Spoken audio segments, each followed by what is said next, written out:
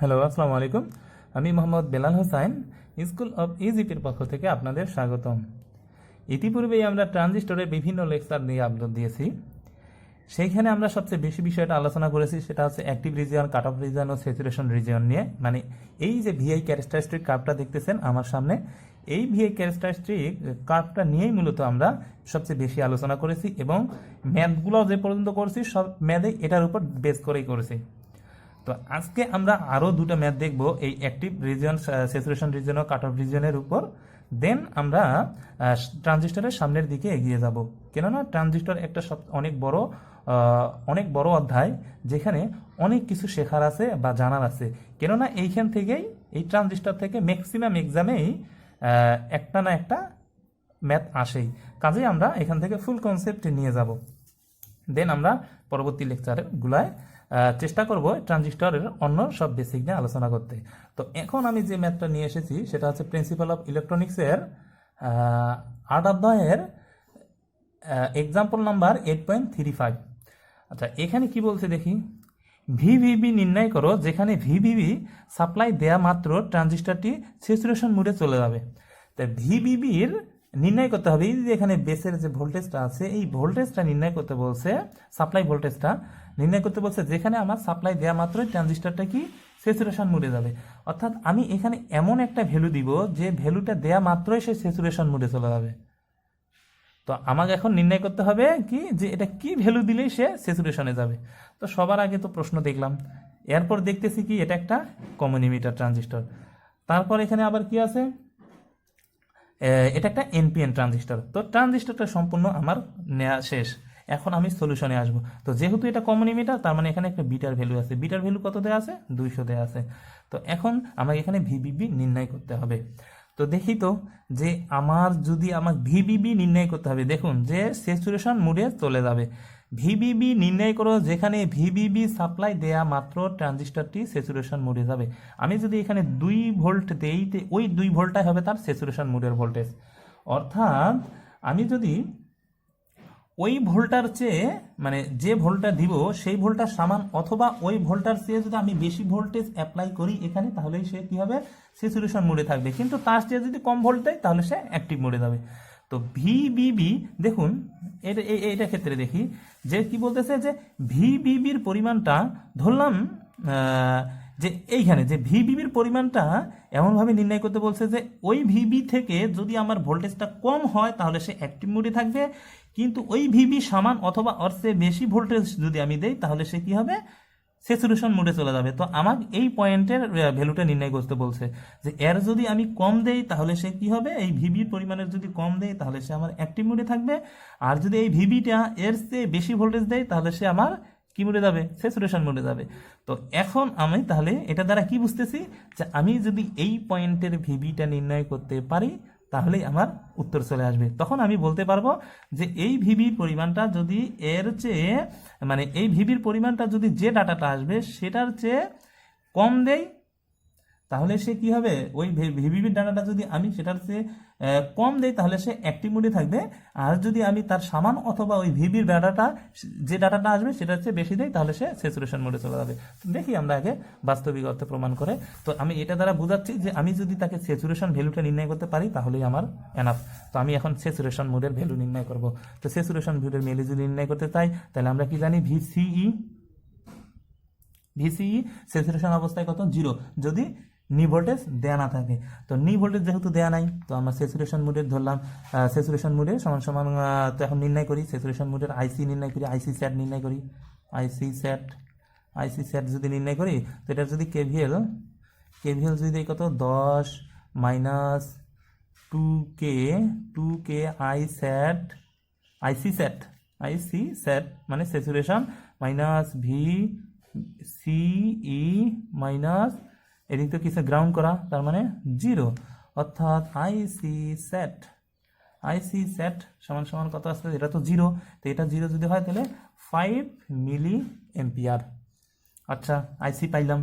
তো এর আগেই আমি আপনাদের একটা বলছিলাম যে আইসি সেট, দেখুন আইসি সেট পাইছি। তো আইসি সেট যদি পাই, তো আমি যদি এই আইবিটা পাই, অর্থাৎ মিনিমাম, দেখুন আইবি কয় ধরনের হয়, এখানে এর আগের লেকচারে সম্ভবত 3 নম্বর লেকচার আমি বলেছিলাম যে আইসি দেখুন, এই যে আইসি এইখান থেকে যদি সেটা মিনিমাম আইসি স্যাচুরেশন অ্যাক্টিভের ক্ষেত্রে ম্যাক্সিমাম আর স্যাচুরেশনের ক্ষেত্রে মিনিমাম, দেন এই আইবি আরও অনেক বাড়তে পারে। তার মানে স্যাচুরেশন অবস্থায় আইবি আপনি 2 ধরনের পাইতে পারেন, একটা হচ্ছে মিনিমাম আইবি পাইতে পারেন, আর একটা হচ্ছে তার ওই অ্যাক্টিভ অবস্থায় নর্মাল অবস্থায় যে আইবিটা হবে স্যাচুরেশন অবস্থায় সেটাও নির্ণয় করতে পারেন যে মূলত সে কোথায় যায় স্যাচুরেশন হয়েছে।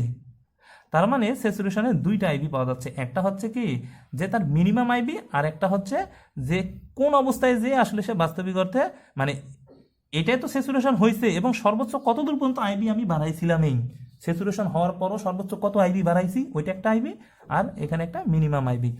তো এখন দেখি আমি মিনিমাম আইবিটা নির্ণয় করি। আইবি সমান সমান কত, আইসি ভাগ বিটা।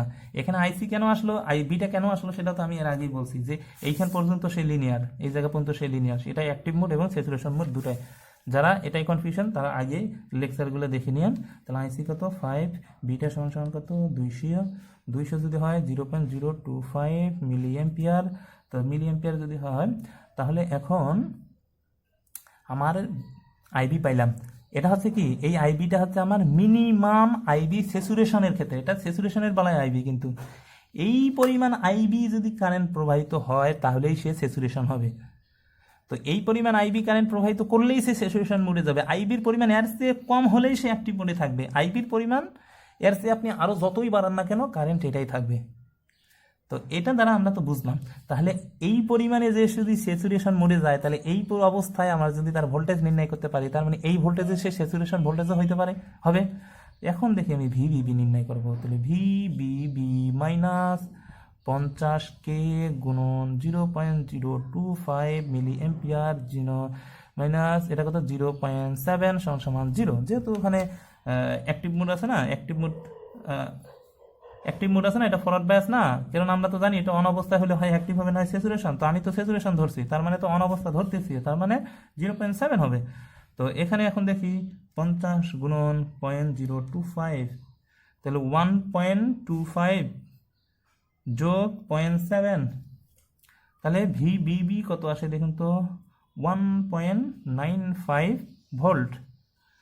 যদি আমার ভিবি 1.9 ভোল্ট হয় তাহলে সে স্যাচুরেশন মোডে চলে যাবে। তাহলে স্যাচুরেশন মোডে কত যাবে, এত যাবে। এখন আমার এই ভোল্টেজটা এর চেয়ে যদি কম হয় তাহলে সে অ্যাক্টিভ মোডে থাকবে, এই ভোল্টেজটা এর চেয়ে যদি বেশি হয় তাহলে সে স্যাচুরেশনে হবে। কেননা দেখুন তো আরেকটা বিষয় যে এইটাতে যদি আপনার স্যাচুরেশন অ্যাক্টিভ না বোঝেন তা আমি দেখাই যে আইবি সমান সমান যদি আমি যদি এটাকে 2 ধরি, তো 2 যদি ধরি তো দেখুন তো এটা যদি 2 ধরি তাহলে এখানে আমার কত থাকতেছে 50 নাকি 50। তো এবার দেখি তো একটু কারেন্টের পরিমাণটা আরেকটু বাড়ে না, 2/50, তাহলে কত আছে 0.04 মিলি অ্যাম্পিয়ার। তো মানে কারেন্টের পরিমাণ দেখুন বাড়তেছে কিন্তু। তো আইবি কি হচ্ছে, আমি কি বলছি যে এই অবস্থায় সে যদি স্যাচুরেশন হয় আইবির পরিমাণ আরও যত বাড়বে ততই তো স্যাচুরেশনে হচ্ছেই। তার মানে কি দাঁড়াচ্ছে যে আমি যদি এটার পরিমাণ আরও বাড়াই তাহলে সে কি হবে স্যাচুরেশন মোডে যাবেই, কিন্তু এর পরিমাণ যদি কম আর কি তাহলে সে অ্যাক্টিভ মোডে থাকবে। অর্থাৎ আইবি এইটা সমান সমান সমান 1.95 ভোল্ট যদি এটা কি হয় স্যাচুরেশন মোডে থাকবে। অর্থাৎ আইবি পরিমাণ এটার সমান অথবা এর চেয়ে বেশি হলে এটা কি হবে স্যাচুরেশন মোডে থাকবে।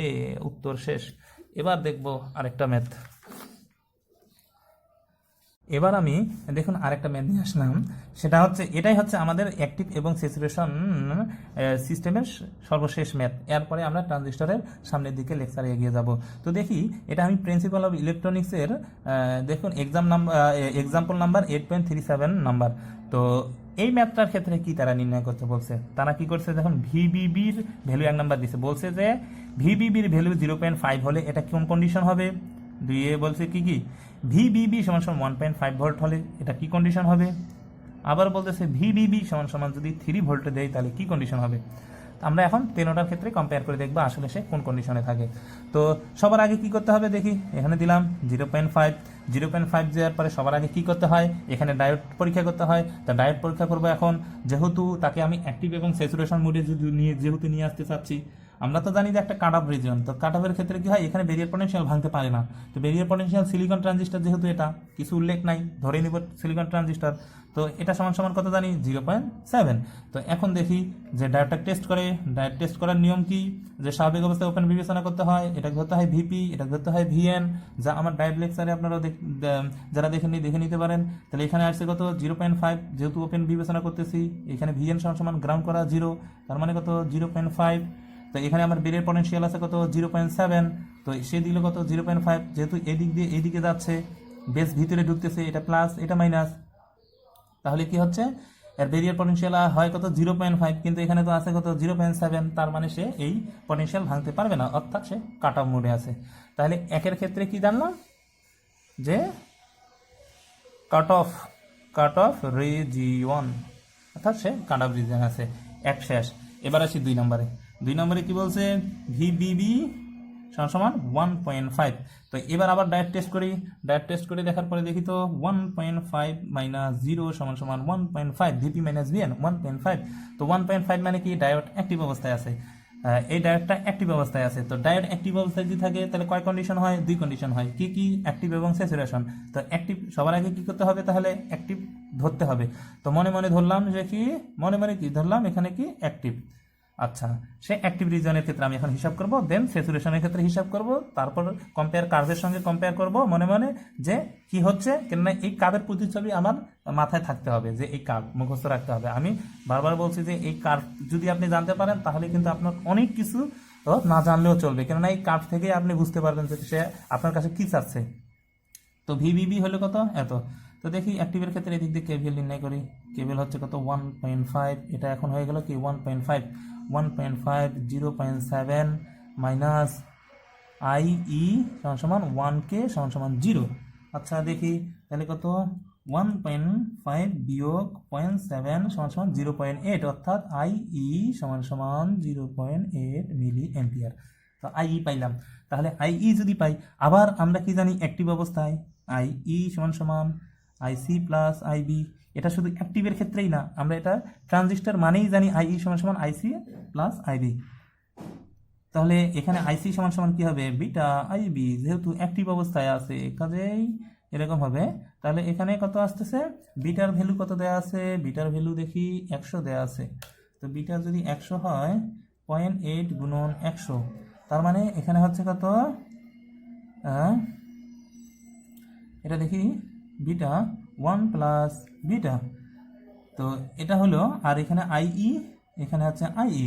তো আইই হয়ে যদি আই কত 0.8, তাহলে এখানে কত, এটা সমান 100, তাহলে 101, তাহলে কত আসতেছে দেখি, আই বি সমান 7.92 মিলি এম্পিয়ার।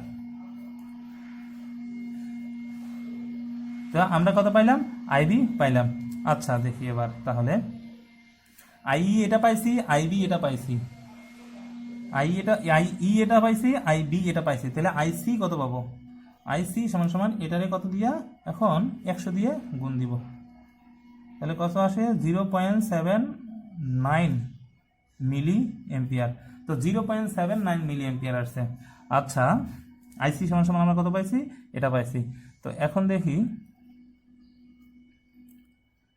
আই স্যাচুরেশনের ক্ষেত্রে, 2 নম্বর কি স্যাচুরেশনের ক্ষেত্রে কি নির্ণয় করতে হবে, আইসি নির্ণয় করতে হবে। তো স্যাচুরেশনের ক্ষেত্রে এখানে নিউ ভোল্টেজ কত দেয়া আছে, দেয়া নাই, তার মানে ধরে নিব নিউ ভোল্টেজ সমান 0। তো 0 যদি হয় তাহলে এখন কেভিএল অ্যাপ্লাই কর, 15 মাইনাস 10 কে আইসি সেট মাইনাস 0 মাইনাস এখানে কত ভোল্ট ড্রপ হচ্ছে, 0.8 আছে, 0.8 মানে কি 0.8 ভোল্ট ড্রপ হচ্ছে, কেননা দেখুন অ্যাক্টিভ অবস্থায় আমার আই কত আসছে 0.8 মিলি অ্যাম্পিয়ার আসছে, তাহলে সমান কত 0। তো দেখি এখন 15 মাইনাস 0.8 ভাগ 10, তাহলে কত আছে 1.42 মিলি এম্পিয়ার। তাহলে আইসি সেট কত, আইসি সেট আসে 1.42 মিলি এম্পিয়ার। তো আমার আইসি আসছে কত অ্যাক্টিভ অবস্থায় 0.79, তো আইসি আসছে 0.79 মিলি এম্পিয়ার, কিন্তু আইসি সেট আছে কত 1.42, অর্থাৎ দেখুন কতটা বেশি আছে। আইসি আছে ধর এখানে কত পাইছি 1.42, কিন্তু আইবি কত পাইছি, অ্যাক্টিভ অবস্থায় আইসি পাইছি কত ধরেন এই দিকে কোথাও আছে কত 0.79, তো এই দিকে কখন আছে 0.79, যখন আইবি পাইছিল কত এই পরিমাণ আইবি পাইছে, ধরলাম এখানে আইবি এইটাতে আছে কত 7.92 মিলি এম্পিয়ার। এটা কি মিলি এম্পিয়ার হবে না মাইক্রো এম্পিয়ার হবে, একটু চেক দিয়ে নেই। সেটা হচ্ছে কত, এটা মাইক্রো এম্পিয়ার হবে, সরি আমার ওটা ভুল হয়ে গেছে, এটা আসলে মূলত মাইক্রো এম্পিয়ার হবে, এম্পিয়ার হবে, আমার এর আগে ডাটাটা মিসিং ছিল। তো তাহলে এই অবস্থায় স্যাচুরেশনে কত আসলো, স্যাচুরেশনে দেখুন এই পরিমাণ স্যাচুরেশন কারেন্ট আসছে, অর্থাৎ স্যাচুরেশন কারেন্ট কত বেশি, তাহলে আইসি কারেন্ট এইরকম। তো এইটা হচ্ছে অ্যাক্টিভ অবস্থার কারেন্ট, তার মানে ট্রানজিস্টরটা কি অ্যাক্টিভ মোডে থাকবে, তাহলে এই কন্ডিশন অবস্থায় ট্রানজিস্টর অ্যাক্টিভ মোডে থাকবে। এবার দেখি ভিবিবি 3 ভোল্ট হলে কি আসে। তো ভিবিবি 3 ভোল্ট, তো ভিবিবি 3 ভোল্ট এখন পরীক্ষা করে দেখি, এখানে ধরলাম এখন কত 3 ভোল্ট। তো 3 ভোল্ট এখানে আসলে ডায়োড সবার আগে ডায়োড টেস্ট করবো, ডায়োড টেস্ট করলে আসে কত 3, দেখি 3 - 0 = 3 আসে, তার মানে ভিপি - ভিএনে দেখা যাচ্ছে যে সে অ্যাক্টিভ আছে, মানে অন অবস্থায় আছে। আর যদি সে ডায়োড অন হয় তাহলে সে হয় অ্যাক্টিভ মোড হবে, নয় স্যাচুরেশন মোড হবে। তো দেখি এবার অ্যাক্টিভ মোড ধরি,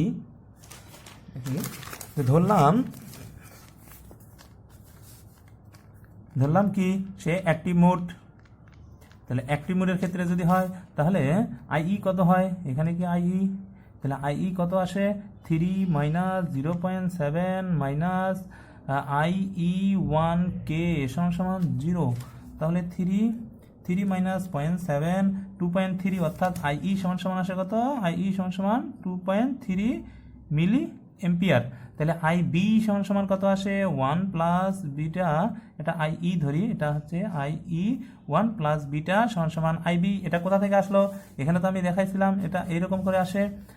তো এটা যেহেতু অ্যাক্টিভ অবস্থার ক্ষেত্রেই শুধুমাত্র এই বিটা ফ্যাক্টর হয়, তাহলে আইবি সমান কত 2.3 সমান 1 প্লাস বিটা, তাহলে দেখি কত আসে, যে 2.3 ভাগ বিটা কত 100, তাহলে 101 আসে কত 0.0227 মিলি এম্পিয়ার। তো দেখি এখানে মিলি ছিল না, তো মিলি এম্পিয়ার। এখন আইসি সমান কত, আইসি সমান এটারে বিটা দিয়ে গুণন বিটা সমান কত 100, তাহলে আসে কত 2.27 মিলি এম্পিয়ার।